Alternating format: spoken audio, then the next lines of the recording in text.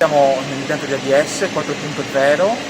la sua peculiarità è di poter processare acciai di alta qualità, soprattutto per automotive, e verranno utilizzati prodotti semilavorati provenienti dall'impianto di ABS Cargnacco o da SISAC, sempre del gruppo ABS. Produrrà 500.000 tonnellate a regime di wire rod di qualità, da 5 a 25 mm di diametro, e la peculiarità dell'impianto è che sarà completamente automatizzato e nelle aree dove verrà processato l'acciaio, che diventerà wire rod, non ci sarà mai nessun operatore.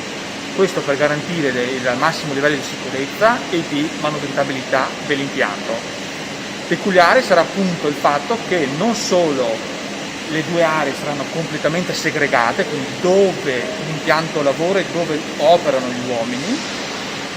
ma anche questo permetterà di garantire un altissimo livello di qualità, quindi non solo produttività ma qualità, quindi qualità, produttività e grande livello di sicurezza. Nonostante il fatto si chiami Zero Man on the Floor, uno può pensare che non sia richiesto personale, invece questo impianto richiederà 150-160 persone altamente specializzate per poter fare la manutenzione peculiare a questo impianto. Alcuni numeri: questo investimento di Danieli è di circa 200 milioni di euro,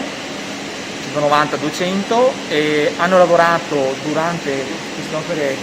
monumentali fino a 500 persone, 550 nello stesso momento. Hanno richiesto 10.000 tonnellate di acciaio per i capannoni, le strutture, 11.000 per le strutture, gli equipaggiamenti meccanici, quindi laminatori, cartucce,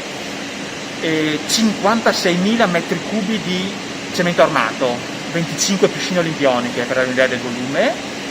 750 km di cavi elettrici e 1.000 tonnellate di